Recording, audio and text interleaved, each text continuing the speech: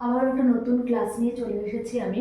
তোমাদের মধ্যে কেউ কেউ আমাকে বলেছো যে ম্যাম আপনি ইন্টারভিউর জন্য ক্লাস দিন, আবার কেউ কেউ বলেছে যে ম্যাম আপনি টেটের জন্য ক্লাস দিলে ভালো হয়। যেমন প্রতুল বলে একজন আমাকে কমেন্ট করেছে, আমার মনে আছে, সে বলেছে ম্যাম আপনি টেটের জন্য ক্লাস করানোর জন্য আমি আপনাকে বারবার রিকোয়েস্ট করেছি, এবার কন্টিনিউ করুন, এরকম একটা এসএমএস তুমি করেছো প্রতুল।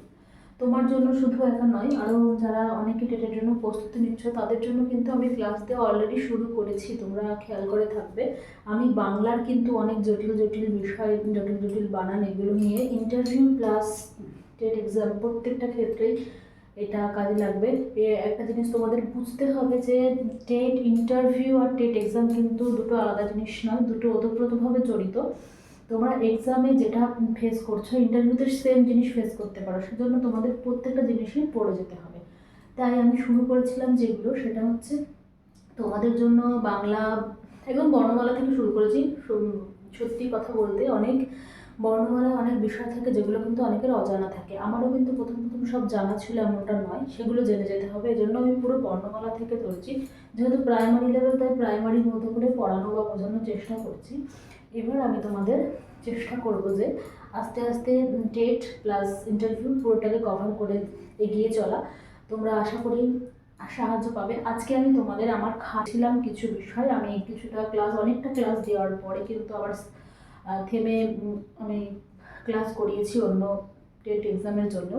আজকে আমি ইন্টারভিউ যারা দিচ্ছ বেসিক্যালি তাদের জন্য খাতা থেকে কিন্তু কিছু জিনিস আবার শেয়ার করব, তোমরা অবশ্যই দেখতে থাকো। করছি তোমাদের যে খাতাটা থেকে তোমরা ক্লাস চেয়েছিলে সেই খাতাটা থেকে আমি শুরু করছি। খাতাটার হাল দেখো এখন খুব একটা ভালো নয়, অনেকটা দিন আগে, মাঝখানে কিছু পেজও বাতিল হয়ে গেছে। আমি দরকারি যে বিষয়গুলো সেগুলো এখান থেকে দেবো। আমি আবারও শুরু করছি তোমাদের জন্য খাতাটা থেকে। দেখো এখানে লেখা আছে হচ্ছে সন্ধি। এক কথায় সন্ধি কাকে বলে? তোমাকে যদি এক কথায় সন্ধি কাকে বলে জিজ্ঞেস করা হয় ইন্টারভিউতে, তাহলে তুমি সিম্পল এটা বলবে বর্ণের সঙ্গে বর্ণের মিলনের ফলে যেটা হয় সেটাই হচ্ছে সন্ধি। কেমন? সন্ধি কাকে বলে? বর্ণের সঙ্গে বর্ণের মিলনের ফলে গঠিত হয় সন্ধি। আইসিডিএস এর পুরো কথা কি? আইসিডিএস এর পুরো কথা হচ্ছে integrated child development scheme. ICDS এর পুরো কথা হচ্ছে ইন্টিগ্রেটেড চাইল্ড ডেভেলপমেন্ট স্কিম।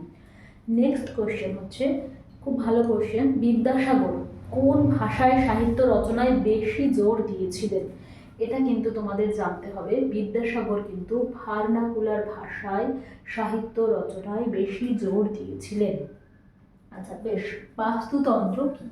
বাস্তুতন্ত্র কি? কোনো একটা নির্দিষ্ট স্থানে বসবাসকারী সমস্ত প্রজাতির যে সহাবস্থানের ফলে গড়ে ওঠা যে এরিয়া, সেটাকে অ্যাকচুয়ালি আমরা কি বলি? বাস্তুতন্ত্র।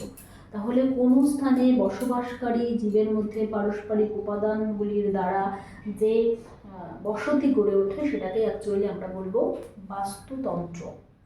নেক্সট কোশ্চেন, মিড ডে মিলের আগের নাম কি ছিল? ভেরি ভেরি ইম্পর্টেন্ট কোশ্চেন, এটাতে তোমাদের জেনে যেতে হবে। Nutritional support programme. Mid day মিলের আগের নাম কি ছিল?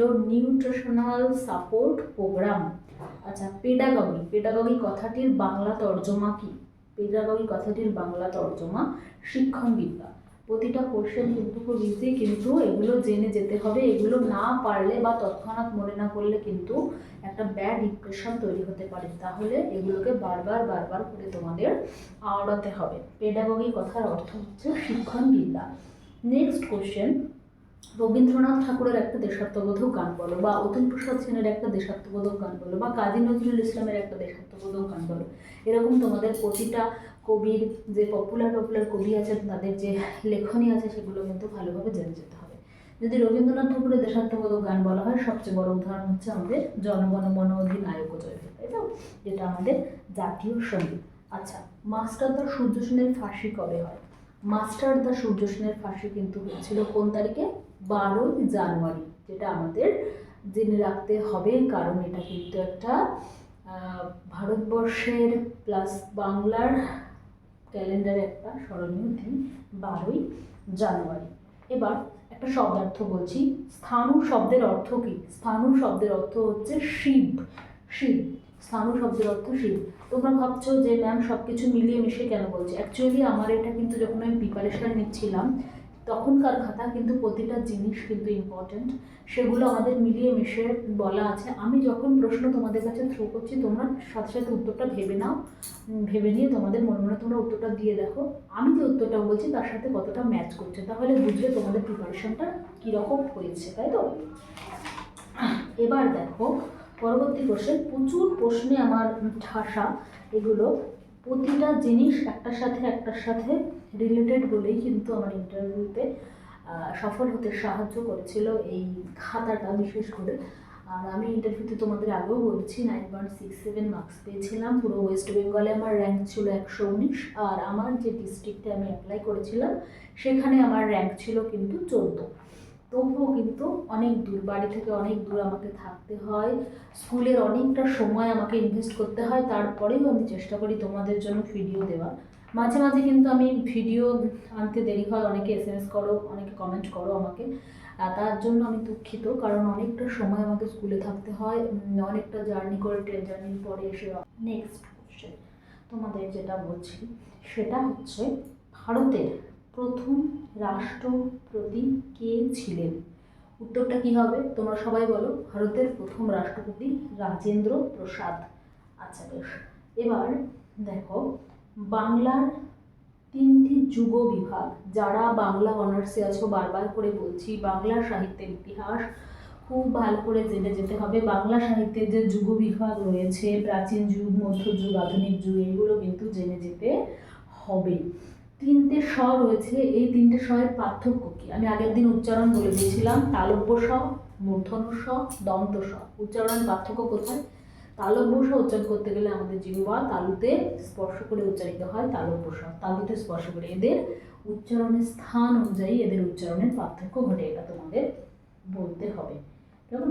আচ্ছা, সত্যজিৎ রায়ের লেখা বইয়ের নাম কি? বিখ্যাত লেখক সত্যজিৎ রায়, তার লেখা বইয়ের নাম হচ্ছে ফেলুদা প্রফেসর শঙ্কু। আর সুকুমার রায়ের লেখা বইয়ের নাম কি? সুকুমার রায়ের লেখা বইয়ের নাম তোমরা বলতে পারো হচবড়ল, আবোল তাবোল। আচ্ছা, সুকুমার রায় সত্যজিৎ রায়ের সাথে কিভাবে সম্পর্কিত? এটা কিন্তু সত্যজিৎ রায়ের পিতা ছিলেন হচ্ছে সুকুমার রায়। আর যদি বলা হয় পুরো ওয়েস্ট বেঙ্গলে প্রাইমারি স্কুল কটা রয়েছে আন্দাজ মতো বলতে, তাহলে এখানে তোমাদের উত্তরটা হয়ে যাবে প্রায় 60,000। 60,000-এর কাছাকাছি প্রাইমারি স্কুল রয়েছে।